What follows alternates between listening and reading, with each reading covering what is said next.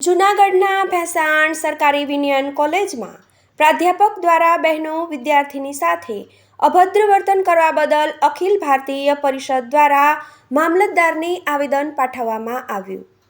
જૂનાગઢના ભેંસાણની સરકારી આર્ટ્સ કોલેજમાં પ્રાધ્યાપક સચિન પીઠડિયા દ્વારા વિદ્યાર્થીની બહેનોને અભદ્ર અને અનિચ્છનીય વોટ્સએપ સંદેશો મોકલવામાં આવ્યો હતો. આ ઘટનાને કારણે વિદ્યાર્થીનીઓના માનસિક તણાવ અનુભવી રહી હતી. આ બાબતથી વિદ્યાર્થીનીઓની સલામતી માટે જોખમ ઊભું થયું છે. આ પ્રકારની અશોભનીય હરકતો સહન થઈ શકે નહીં.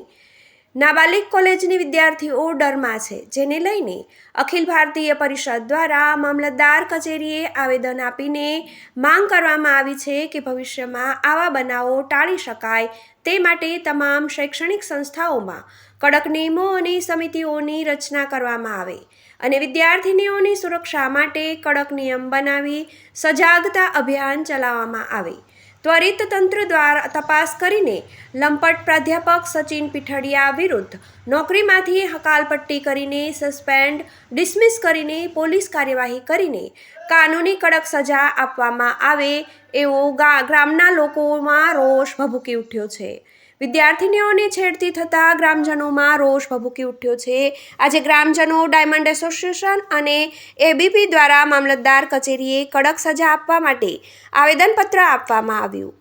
જૂનાગઢના ભેંસાણની આર્ટ્સ ગવર્મેન્ટ કોલેજ છે અને તમે જોઈ શકો છો કે 42 ગામની દીકરીઓ આ સિવાયના બીજા વિસ્તારમાંથી અહીંયા અભ્યાસ કરવા આવતી હોય. એટલે મા બાપને સ્વાભાવિક છે કે કલેક્ટર, એન્જિનિયર અમારી દીકરીઓ આગળ વધે અને આજે નોકરી કરે, આગળ વધે. હવે આમાં છેડતીના કિસ્સાઓ ઉપરી આવતા રહ્યા છે. એટલે 2.5 વર્ષથી તો આવતા રહ્યા છે, આજે ઉજાગર થયેલા છે. અને એબીવીપી ને ગામ લોકોને બધા મામલતદાર કચેરીએ દોડી આવ્યા છે. આપણે પૂછીએ, આપનું નામ શું? કમલેશ સાવલિયા, ભેંસાણ. અત્યારે એબીવીપી દ્વારા જે આવેદનપત્ર આપવામાં આવ્યું છે મામલતદારની અંદર, જે છેડતી બાબતનું સરકારી કોલેજની અંદર પ્રોફેસર દ્વારા જે છેડતી કરવામાં આવી છે એના સમર્થનમાં અમે આજ વેપારીઓ, ગ્રામજનો સાથે આવ્યા છે. આવા પ્રોફેસરોને કડકમાં કડક કાર્યવાહી થાય, દીકરીઓની સલામતી રહે એ માટે સરકાર દ્વારા અહીંના પોલીસ સ્ટેશન અથવા તો શિક્ષણ વિભાગ દ્વારા પૂરું પ્રેશર દ્વારા એને જાણી અને કાર્યવાહી કરવામાં આવે અને એને સસ્પેન્ડ કરવામાં આવે એવી અમારી ગ્રામજનોની પણ માંગ છે. આ લોકો પણ લડે છે તો એના સહયોગમાં અમે ગ્રામજનો સતત સાથે રહીશું એવી પણ અમારી તૈયારી છે. એબીવીપી, આપનું નામ શું છે? દિનેશ સુજા, અખિલ ભારતીય વિદ્યાર્થી પરિષદ. દિનેશભાઈ, આ બનાવ 4 દિવસ થયા બન્યો છે, એટલે સંસ્થાઓ શું કરે છે હજી નિર્ણય નથી આવ્યો. 4 દિવસથી આ ઘટના શિક્ષણ વિભાગના ધ્યાનમાં આવી ગયેલ છે, પણ હજી સુધી એ પ્રાધ્યાપકને એમણે સસ્પેન્ડ નથી કર્યા. હાલ તપાસની વાત કરી રહ્યા છે, પણ તપાસ પણ નિષ્પક્ષ ત્યારે થઈ શકે જ્યારે પ્રાધ્યાપક કેમ્પસમાં હાજર ન હોય. એટલે જલ્દીથી જલ્દી આ પ્રાધ્યાપકને સસ્પેન્ડ કરવામાં આવે અને એની સામે કાયદેસરની કાર્યવાહી થાય.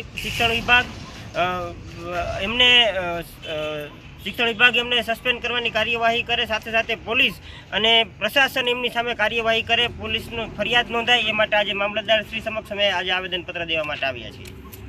બેન પણ છે એબીવીપીમાંથી આવ્યા. બેન, આપનું નામ શું છે? પ્રિયા બારડ. પ્રિયાબેન, એટલે આ બાળકીઓ અભ્યાસ કરતી હોય અને આવી છેડતી થતી હોય, આ શેની છેડતી કરેલી છે અને માંગ શું છે?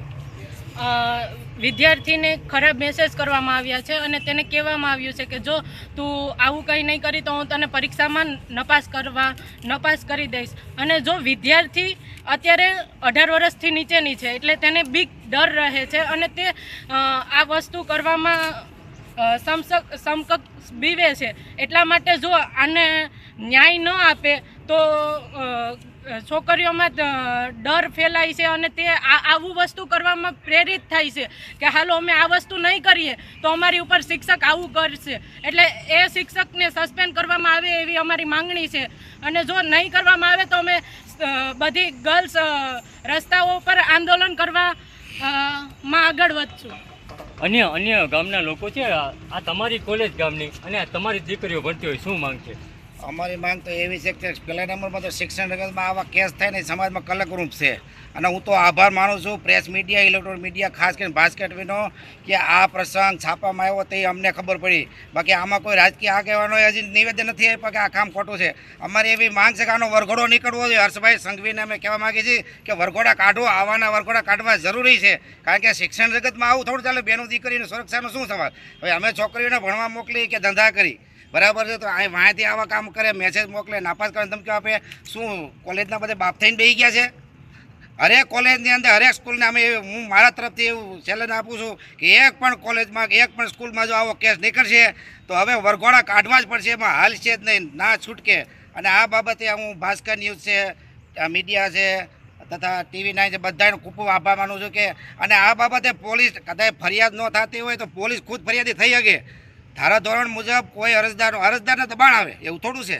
અરજદારને મારી નાખવાની ધમકી આપે અથવા બીજી ત્રીજી ધમકી આપે તો આવા સમયમાં મામલતદાર છે કે પોલીસે ફરિયાદી થઈ શકે છે, ન થઈ શકતી એવું નથી, બરાબર છે. એટલે આ તકે અમારી માંગ છે કે આ 24 કલાકની અંદર સસ્પેન્ડ થવો જ જોઈએ. જો નહીં થાય તો પછી આનું પરિણામ બહુ ભયંકર આવશે. ભેસાણ છે એ રોડ ઉપર આવી જશે. હવે આ લોકોમાં ઉગ્ર આક્રોશ તમે જોઈ શકો છો કે આ બહેનો દીકરીઓ ભણવા જાય તો ક્યાં જાય.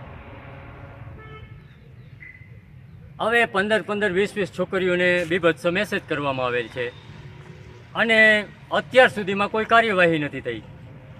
અને તમે જોઈ શકો છો કે મહિલાઓ પણ કહે છે કે અમે રોડ ઉપર ઉતરશું. હવે આ નિર્ણય તો જોઈએ જ.